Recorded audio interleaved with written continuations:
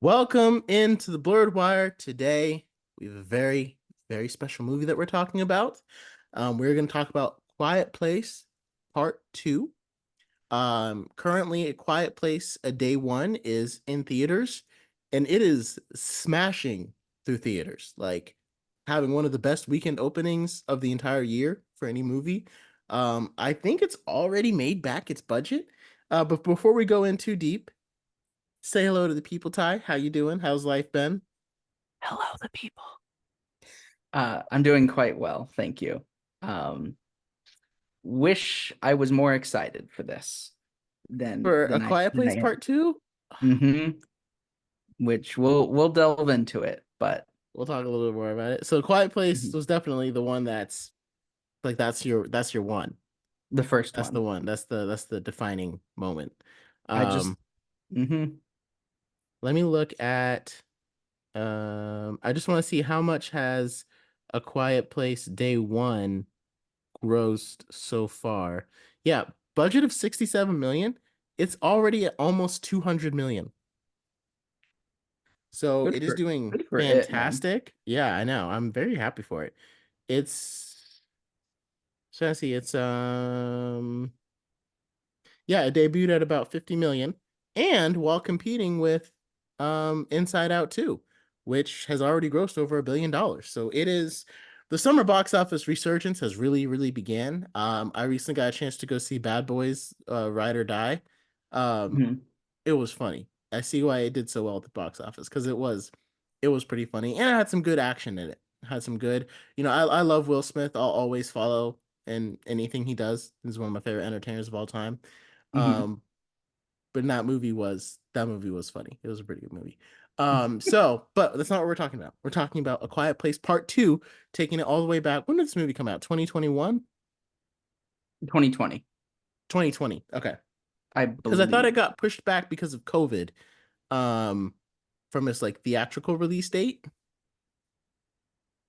Oh, after the everything I can pandemic. see online states it as a 2020 release, Okay. but I don't remember Oh, exactly. so it came out in March in New York City, but it didn't get released throughout the entire United States until May. So like it premiered in March, but then the pandemic hit and then everything shut it down. Mm-hmm. Um, and then it was theatrically released a year later, and then it became available to stream. But so Quiet Gotcha. Place, day one. I'm probably actually gonna go watch it again pretty soon here. Um, Like out of the two, this one is my favorite. And I Hmm. know I'm very much so in the majority, not majority, minority, because most people kind of preferred um A Quiet Place day one. I mean, A Quiet Hmm. Place like the first one in 2018. Hmm. Um, and I think it's partly due to I think we talked about it a little bit. I think it's like because this one feels like it moves a little bit further away from the horror genre and moves more to like the suspense thriller genre. Like we see the creatures. The film is even this movie is mostly shot during the day. It's not really at nighttime as much. Like the first Hmm. one was very dark.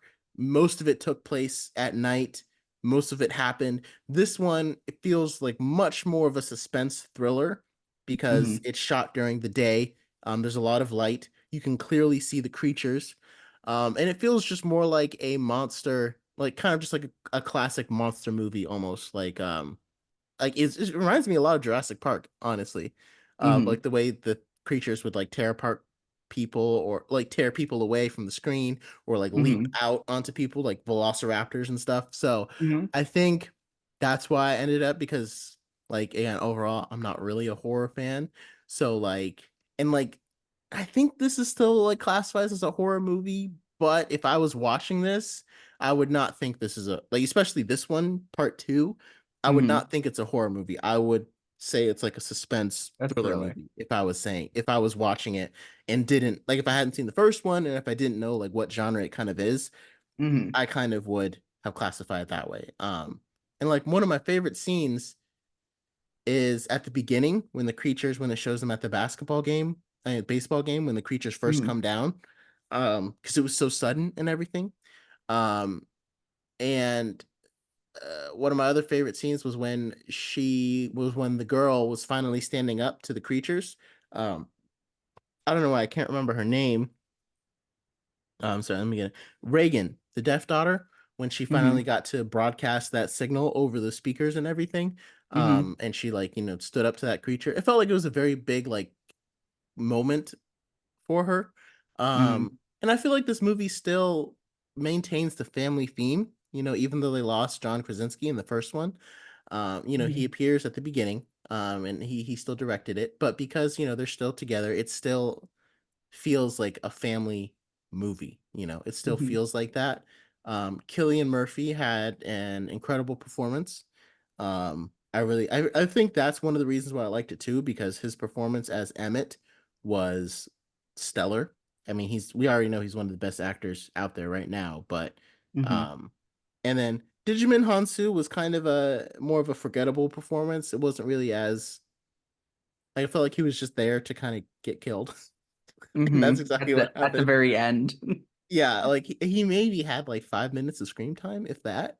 Mm-hmm. So it didn't really get a chance to show off, but I'm excited because he's in day one too. So I'm excited to see if they give him a little bit more to do with his talent. But so those are my like initial thoughts about Quiet Place Day Mm-hmm. part two. So how did you feel about this movie? It is everything I didn't like. It took away everything I enjoyed about the first movie. Like there was a reason I had forgotten about this movie, and it's because like not to get like too intense, but it's everything I hate in a sequel. Like it took the things that made the first one special, and it feels like just a cash grab. Like it feels like, oh, this Quiet Place was such a success. Let's do it up. Let's do it up with like a real budget. Like let's just add to it. Let's add more people. Let's show the monsters more. Let's add more tension. The characters, I feel like we learned nothing. Any arcs anyone went on, it felt like we went through the exact same arc as we had in the first movie, which like, canonically it takes place like an hour or two after the end of the After. first. Hmm. It picks up immediately after. There's no tension. It doesn't feel isolated. It doesn't feel as creative or unique. Like it turned a really cool concept into a cash grab. And I hate that. I think the movie itself is just boring. Like on the whole, like despite having more action, I felt nothing. Like this is to me, this is a I will forget about this movie tomorrow. Like So I funny. do not like this movie at all. And I like it I hate it more because it came after a movie that was so much more interesting and engaging. Like it's got scenes that feel like we're built for tension, but I didn't feel any of it because it felt all manufactured. Yeah, I would definitely say it definitely didn't build on the tension and suspense. It just kind of was like, so all that you got in the first movie should be enough to carry you through this one. Like Mm-hmm. it's not really expanding more on that.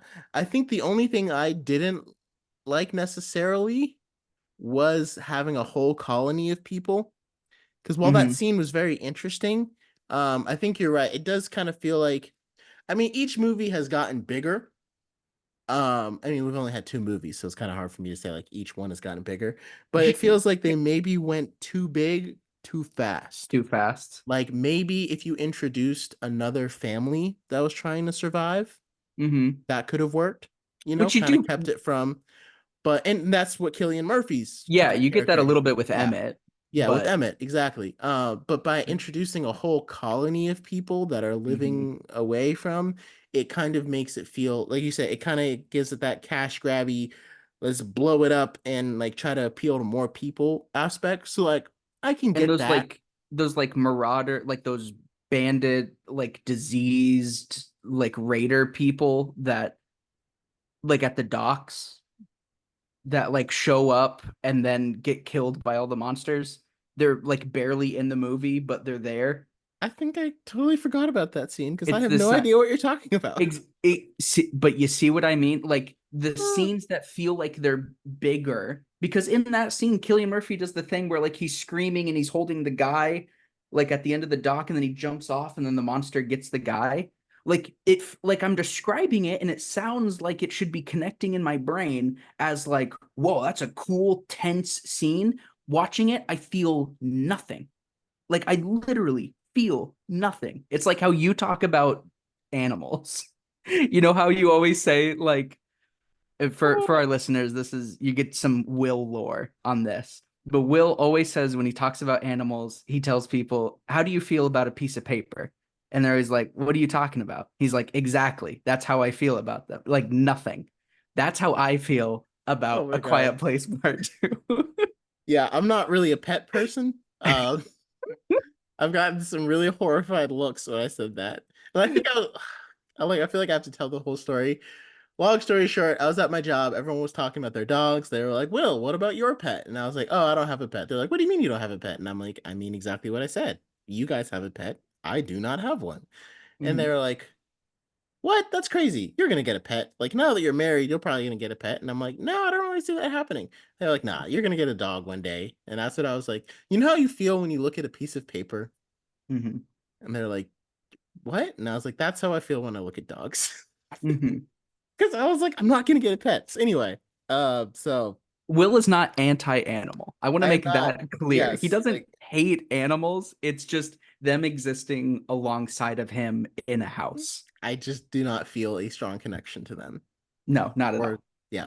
Or So Eddie. or okay. So anyway, moving on. Yeah, I see. I think I must have just. I'm starting to remember that scene a little bit now. Mhm. Um, and it definitely was not one of the better parts of the movie. Um, And I think so. Do you feel like it's partly because it moved away from the horror genre that like made you, or is it more just like the aspects of like going bigger? Because some of the things you kind of described, like lessening the tension, it feels like it kind of converted to another genre. Um, because On I feel like a lot of the horror elements it pretty much removed in this one, which of course for someone who's not a horror fan, it'll make the movie seem better because they just like it more because they just connect with it more. But like, do you feel like it's more just like the writing and everything else into it? So it has nothing to do with the genre part. Okay. I preferred it when it was more horror than it was when it wasn't as like tense action. Mm, Everything for me comes down to, and this is a tricky part when it comes to making a sequel. I feel like every yeah. sequel should have a good answer to the question, why does this exist? Why did we need to tell another story here? Was it that it completes something that was set up in the first? Was it while creating the first, they thought of a different angle or a different perspective that could be interesting to look at? Quiet Place Part Two has, to me, no answer to that question. And the emotional ties it tries to lean back on, to hit those like family movie moments, feel like they're just rehashing things that we had just gone over in the first movie. And the fact that this takes place like like literally hours after the first is the beginning of this movie. It feels like there's been no time to grow, no room to grow, nothing. This movie makes no attempt at trying to find its own identity in that sense. It feels like it's just trying to almost remake the first one, just in like a slightly different genre, but also make it a sequel. And to Hmm. me, that feels like such a shame because it just feels like a movie made from executives, not from a place of creative intent. Whereas the first one felt like it was, we have this really cool idea.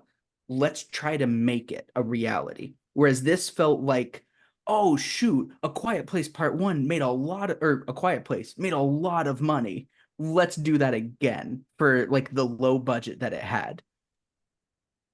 Yeah. You know what I mean? Like that's where, like, make it less horror. That part doesn't bother me at all because I'll get down with a movie no matter what genre it Genre is. it is. Yeah. If I feel like the strong creative passion from it, I felt zero creative passion in this movie. Well, like and we it said, makes me sad. yeah, and like you said, horror kind of exists on a spectrum, and I feel Yeah, like even the first movie itself was kind of teetering on the edge of that spectrum. it's And this one, very light. Yeah. yeah, and this one, like I don't even know if you can like say it's horror. Mhm.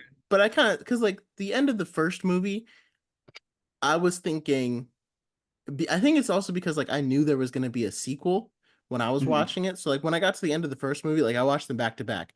I was immediately thinking, okay, she's going to see how can she use this feedback thing Mhm. to help them, beat the monsters.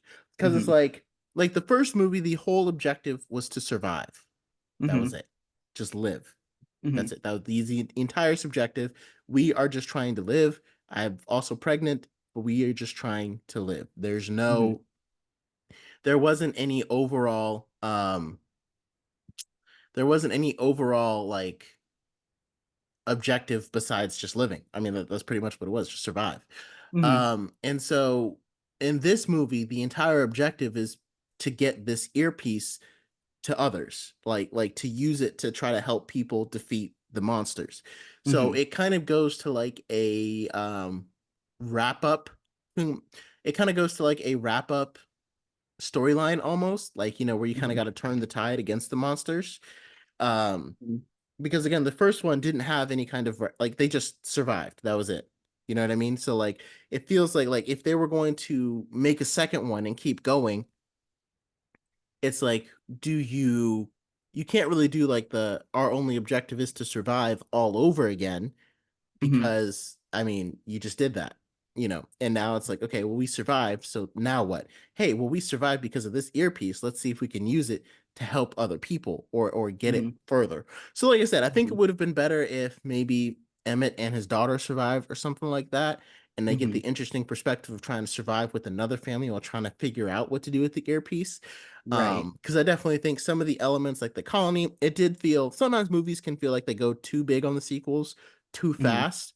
I think and you're right, it's really hard to make sequels. It is extremely Mhm. hard to make sequels when you have a really good first movie. Mhm. Because and like I feel like Especially when it's not planned out. Like, because yeah, this was not a planned sequel. This I came think I after the think you can tell success. that too. I think you can tell Mhm. that too. Like because I knew there was a sequel coming, I knew what storyline they were going to pick up, but it Mhm. also kind of feels like a story that very much so lends itself to one and done. Like Mhm. that's kind of it. And I can think of a couple of other movies that like I feel like superhero genre movies almost always lend themselves a lot more to sequels, partially because the comic book lore is so extensive. So you have a lot you can go off of. Um, and also Mhm. because you can save if you usually are planning for it, so you can save your most interesting story for the second one. That's why The Dark Knight was so good compared to Batman Begins because Christopher Nolan's like, I'm gonna save my interesting Joker storyline for the second one. Captain America, Mhm. Winter Soldier. I'm gonna save my most interesting storyline for the second one. Winter Mhm. Soldier, Hydra. So it's like because you can do that because you know you're gonna get a sequel and it's going to you can continue building. And again, you have all this lore to back you up. Because like when you think about movies that have like fantastic sequels or movies that end up having movies or trilogies that end up getting better, because there's very few of them Mhm. that do. Most of them I feel like the first thing that came to my mind was like, oh, Captain America. And it's like, oh, well, that's Mhm. in the superhero genre. Is there anything Mhm. outside of that? And it's like, kind of Star Wars, the original trilogy, Yeah, you I know, think there's a consensus that Empire is better than A yeah. New Hope. But a lot of people say Return of the Jedi was worse than both of them. That one's Mhm. very you'll get differing opinions on that one. But yeah, most people say Empire Strikes Back is one of the best sequels of all time. I mean, right now, Mhm. Dune Part Two is best sequel of all time in that category. Mhm. But there's very few movies outside of that had such. And again, you have to start with the stellar movie to begin with. Like Captain Mhm. America, the First Avenger, and Batman Begins. They were solid movies, but they weren't amazing. They weren't they weren't as good as A Quiet Place, I would say. Mhm. Uh, and like one sequel that absolutely destroyed me was Kingsman: The Golden Circle. Mhm. I was so angry at that movie. Like literally anger. Like I was steaming because the first one, Kingsman: The Secret Service, is so good. It's Hmm. so good. Hmm. It's hilarious. It has a good plot, it has motivation, character growth, and it's hilarious. In case I didn't mention that already. And it feels like everything that went well with the first one, and it's directed by the same guy. So I don't know what went wrong in Matthew Vaughn's head. Is written by the same one, but it's like they Hmm. took, I think, like the way you feel about this movie is the way I feel about that one. They took Hmm. everything that was good about Kingsman and just kind of reversed it and Yeah. just completely went in an opposite direction. They tried to go too big. They wanted to bring in all these big name actors like Channing Tatum and Halle Berry and Jeff Bridges. So that way they could, so they introduced a whole nother American division of Kingsmen. And it's Did they probably really? like got, oh yeah, it I'm was not sure if horrible. I ever saw part two. I saw the first one and I enjoyed the first Kingsman a lot. And the But first one was fantastic. mm, And like you said, with Samuel L. Jackson, yeah. Sophia Boutella, and it's like they did so many things. Like at the beginning of the storyline, this character Julie, who's played by Julianne Moore. Again, they're just trying to bring in all these big name actors, and she has this weird thing where she like controls all the drugs in the world, and then she like sends a missile. Like one of the most interesting characters from Kingsman was Roxy. Like she was a Hmm. great character. And it was interesting to see her and Eggsy become like the Kingsman because he had to take over for his mentor. Like at the beginning, they were gunning for the same spot. She ended up getting it because she shot the blank at the dog and Eggsy didn't, right? Hmm. And and then he ended up having to take the place of his mentor because he got killed by Samuel L. Jackson's character. And it was a Hmm. really cool, like full circle moment. And then it was like, oh, cool. This will be interesting to see how they work together in the beginning. And Hmm. instead, they killed her like within 15 minutes of the movie. She Hmm. dies. And they had him and Merlin go on like this drunken adventure where they end up finding the statesman. They find the statesman because they get drunk and it's at the bottom of a bottle. And then for some reason, they bring Harry back from the dead from the first movie after he gets shot in the face by Samuel L. Jackson. It was like everything wrong you just did. Like, no, we need to Hmm. see more of Roxy's story. We need to see more of her growth. Harry's story is done. Like, it was Hmm. sad that he died, but we don't need to bring him back. Like, he died for a reason. He made Right. Eggsy the man he is today. Don't reverse. Right. And then they had Pedro Pascal's character like betray them. It was Pedro such a Pascal was hot in mess. it. Yes. Yes. And it was not a great performance. It was weird. The whole movie, they brought back like from the first like 10 minutes of watching it, I was like, what did they do to my Kingsman? Like I felt I felt personally attacked. And I'm surprised that the reviews on it weren't as bad either. Like most of them were just kind of like, oh, it's not as good as the first one. And I was like, this is the worst movie, one of the worst movies I've ever seen. But anyway, sorry. So going all the way back to the movie we're actually talking about, Quiet Place Part 2. Uh Yeah. I just had to go about it because I like what you said about sequels, and how tough it can be. And it's like, yeah, when you think about the To make landscape, a. it's like there's not really that many great sequels. And to me, I think this one just appeals to me because the things that I the things I liked about the first one, it expanded on. Hmm. So So like, like so yeah, speak more. I want to hear you speak more on that. Like tell me more about the things that really worked for you. I mean, the first one, I liked the action. There wasn't a whole lot in Hmm. it, but I liked Hmm. it and it built it up. And then the second one expanded on it. And so Hmm. that's partly why I think the second one doesn't really work without the first one. Like I think you still need the first one. I think I still like if the first one had been just like the second one, I don't think I would feel this way. You know what I mean? Like if the Hmm. first one had as much action as the second one, I don't think I would feel this way. I think it's Hmm. because the first one I felt I felt like the characters were developed enough and I care about them enough that I can Hmm. watch a movie that focuses more on the action and what's happening rather than their growth. Because I feel like by the end of the movie, I feel like, we got to see him Hmm. forgive her for what happened to their youngest son, and Hmm. that allowed her to forgive herself. And I feel Hmm. like I could see that in that movie. And I feel like I could kind of see that in this one as well, and the actions that she takes, the deaf daughter is not carrying around this baggage of I got my brother killed. I feel like she was Hmm. able to let that go at the end of the first one, and because of that we now see her being able to, okay, I can do something so that way his death isn't in vain. I can help, get this out so that way people can stop being, so that more people won't be killed by these monsters, so that we can Hmm. fight back. Basically, I couldn't even think of the word. um Right. so I guess that's So like the what. first movie did all of the heavy lifting for Yeah, the character growth so that it could make way for a more thrilling adventure in the sequel. exactly. Okay. Like I don't feel like I'm missing anything from the characters. I agree there's not much character growth, there's not much development, but that's because I came away from the first one feeling like they are fully developed. I came away from Mm. the first one being like, I know these characters, and now I'm ready to see them succeed. I'm ready to see them thrive rather than just survive. And so Hmm. that's why I feel like they do kind of go hand in hand. Like you can't really have, like if I saw this one and didn't see the first one, I would be like, why do I care about these people? You know what I mean? Like, I agree Right. that character growth isn't really there. And I think that's just because, and I think it still appeals to me because I feel like it was done so well in the first one. Like, I'm Hmm. sure there's somewhere else you could have taken their characters to grow them more, but like, I couldn't have come up with it. Like, I couldn't even Hmm. think of where else do you take these characters to grow? Because to me, I was like, I think they covered most of it in the first one. There's not as much growth around the boy, I would say. Like, I feel like the story more centers around Reagan. I'm gonna stop Yeah. call her I'm by her trying to name. think his name. Marcus. Yeah, Market. Marcus. Okay. Marcus, played by Noah Jupp or Jupe. I don't know how to say his last name. Hmm. But yeah, there's just not as much around him.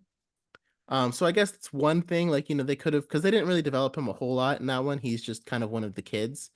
Hmm. And so this one maybe kind of suffered from that. But again, to me, it was the performance of Millicent Simmons as Reagan that Yeah. took this to the next. Like to me, she's the standout in this movie with Yeah. everybody, even next to Cillian Murphy, next to Emily Blunt. She is the best actress in this movie, if you ask me, Yeah. actor or I actress. agree with you there. Like she really shines. She is easily my favorite part about this movie, and I Hmm. think she did a really good job at reprising her role. Yeah.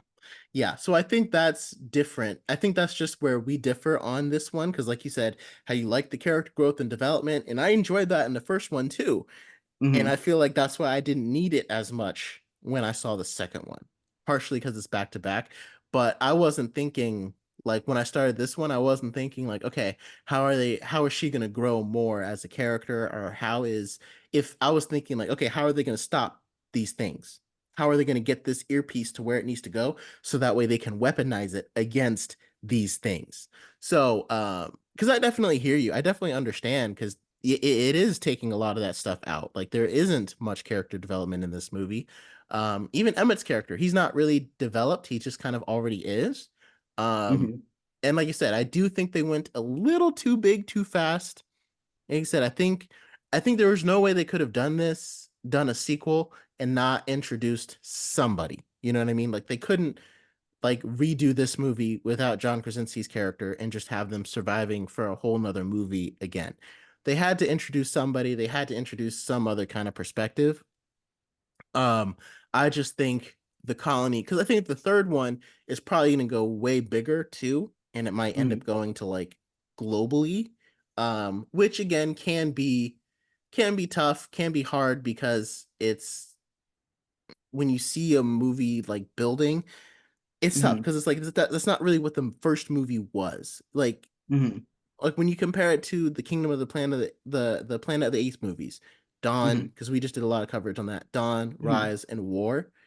Even though those movies do get bigger, they still feel smaller. And they Hmm. still feel in the same vein, same size. Because Yeah. like Rise is kind of what's happening in a city, and then Dawn is pretty much still in the city. It just kind of you just kind of hear about the repercussions around the world. And I really thought War for the Planet of the Apes, I thought it was going to be like a globe-trotting, action-packed thing of like wars and battles and all this stuff, but it's not. It's still very small comparatively and just in this compound. Um Hmm. they just kind of talk about the global effects. And so I think and I think Quiet Place Day One, I don't know if it's supposed to be more based upon the trailers, it looks like it's more of a global, kind of Yeah, setting, which definitely is going way farther from just the, intimate family setting from the first ones. Um, but I definitely understand, like, if those were some of the things that you liked in the first one, it's um, definitely not it's here. not going to hit as hard for you, yeah, in the second one because they're not in it. They're missing. I think it And I just think too, depends. for it to be like very actiony, it doesn't go off the deep end to just like be pure action. Hmm. Like it's still like it has a lot of ties that try to make it a more family based movie that just make it feel generic. Like if you had gone off the deep end and made it just like a really schlocky, like cheesy kind of like action movie, I feel like I would have enjoyed it more because at Oh, least then really? it's like, yeah, okay, we did all of the development here. Now we just want to do something different and have So you feel like they were fun. still trying to develop It felt, and didn't do it yeah, well? Okay. yeah, I think so because like there's so many moments here that feel like they're just rehashing the first movie Mm, again. okay. And that's what makes it like so forgettable is like I thought I just watched this movie. I did. It was part 1. This is not a part 2. This is like Quiet Place, the requel, the remake sequel. Like that's what it feels like to me. Yeah, it's so funny that you mentioned that, like, you almost prefer, like, if it went more like just schlocky action because, Because like, I we're could already fully developed. I mean, you know me. I will get down with just like mind-numbing, just pure action schlock fests. I can do that and I We saw enjoy it. Transformers. I mean, Yeah, like, like I will get down with that, man. That's not just to me, that's not what this is. hmm But if I can make an interesting note, I looked it up because I was very curious. Because you had mentioned that you were in the minority for feeling that part 2 is you enjoyed it more. So again, this is just according to Rotten Tomatoes. I think this is an interesting metric.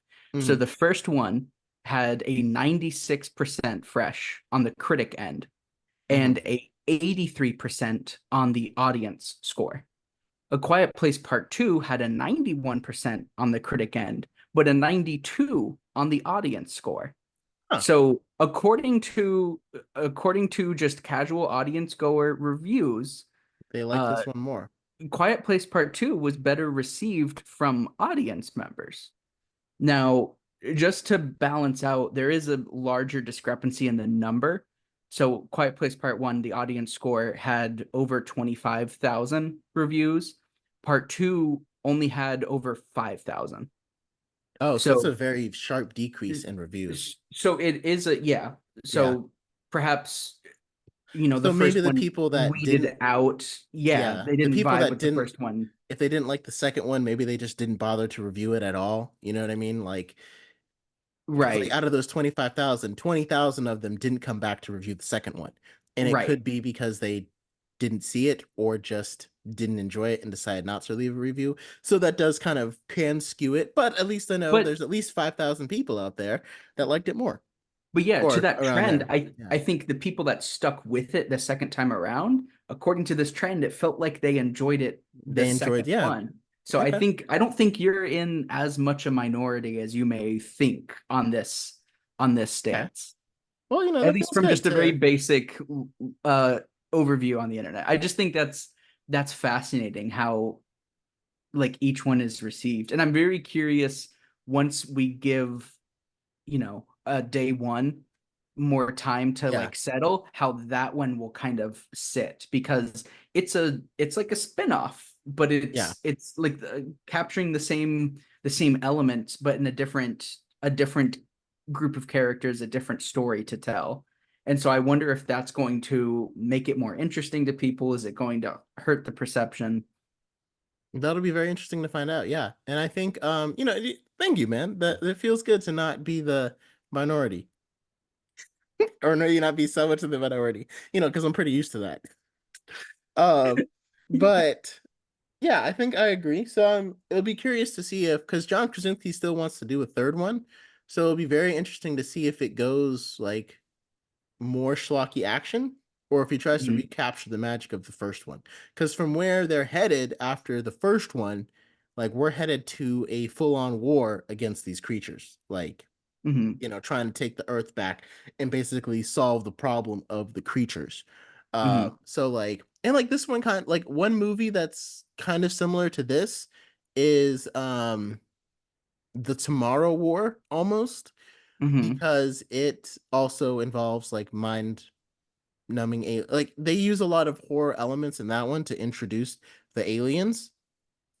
Like the Tomorrow War feels like these two movies like combined and like sped Mhm. up.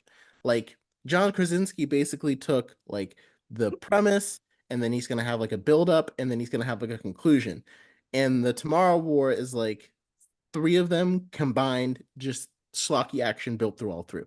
Like how the first Mhm. movie was like them being hunted by these monsters, and like you felt that throughout the entire 90 minutes. The Tomorrow Right. War does it for about like 10 minutes in the movie. There's some scenes where you don't know what the creatures look like. You just see people Mhm. get killed out of randomly, and then you finally see them. And then once you see them, it's like all you see. Like you see them all over the place all the time. It completely like gets away from any surprise element or aspect, which is kind of what Mhm. this one did, because like since that first one, it showed them like a couple of times.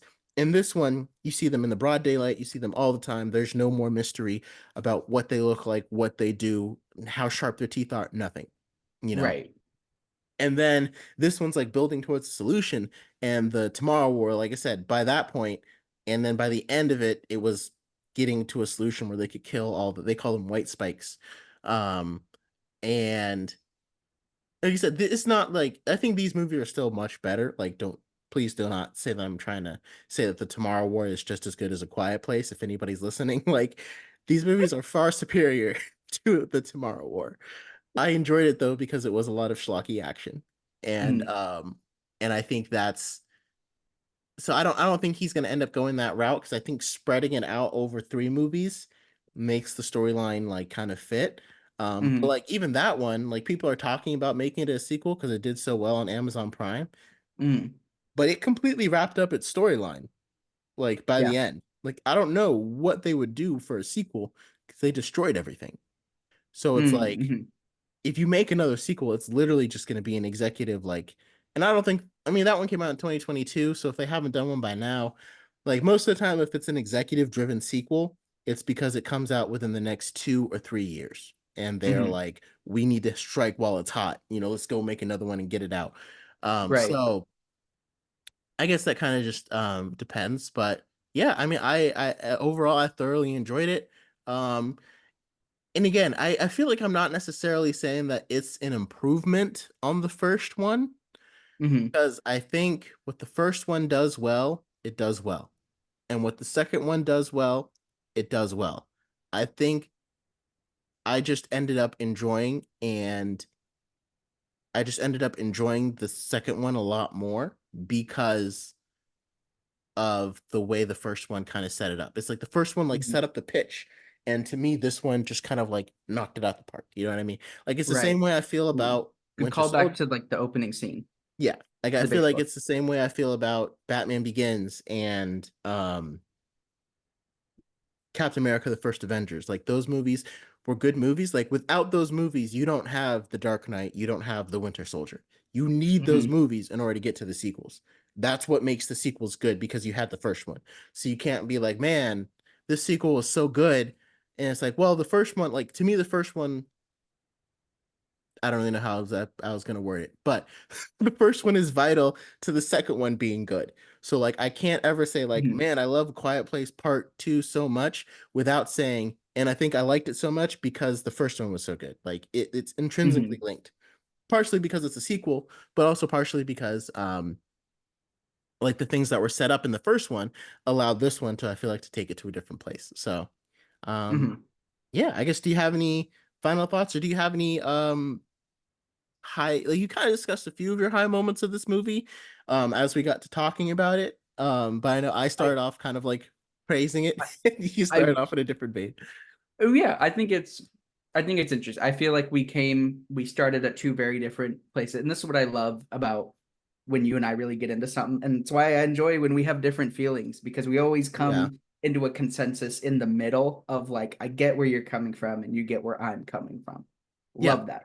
I fully I understand it. think I really enjoyed the opening sequence. I do really Hmm. enjoy like the flashback moment. I thought John Krasinski was really strong in the movie, and so even though he had passed away, they found a way for us to have this little moment at the beginning, even though it Wait, John doesn't Krasinski passed necessarily. away? Uh, What? no. And at the end of the I know. I just oh, because you said John Krasinski, even though he passed away, I was like, breaking that's what news: it sounds like. John I thought he was Krasinski just in is a movie this year. Jim Halpert is dead. No, I thought, even though I don't think it really makes a whole lot of sense in like why we needed that flashback scene at the beginning, aside from just showing us this like tense action moment and from having John Krasinski back.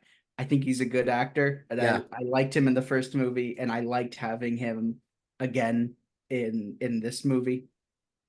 I think that was to introduce, like, I think they wanted to bring Krasinski back, number one, Mhm, and again, give us a lot of action at once.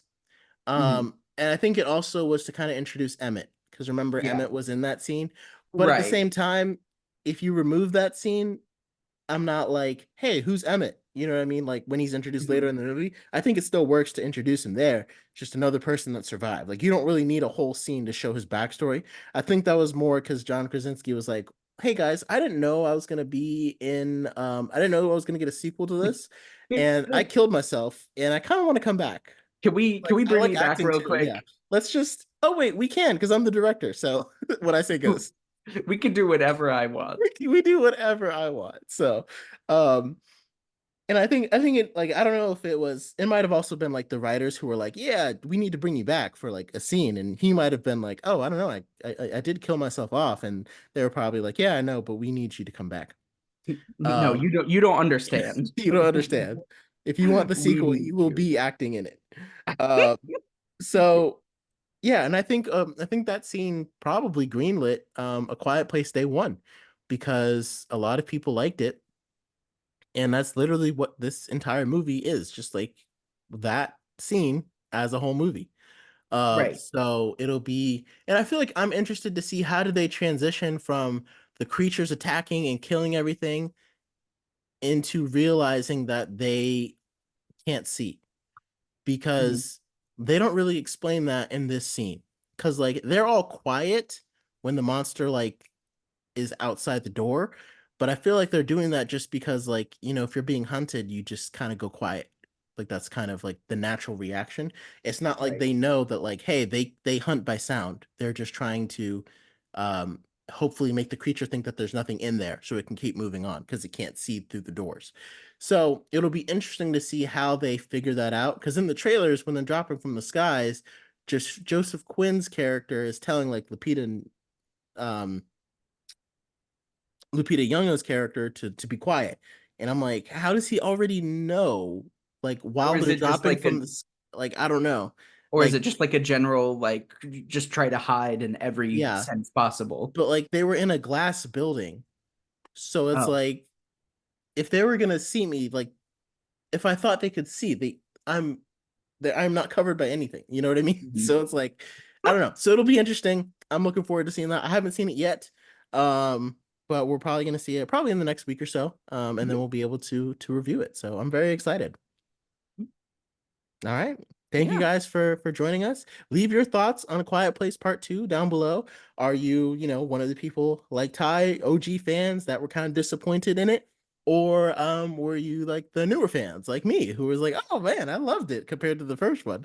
I was very interested to see if we get that like dichotomy in the comment section and everything. So Yeah. Whatever you are, let us know. We want to hear from you. yep. And until next time, I believe next week we're gonna cover The Acolyte. And then after that, we'll probably get to Quiet Place Day One. So thank you guys so much for joining us, and we'll catch you next time.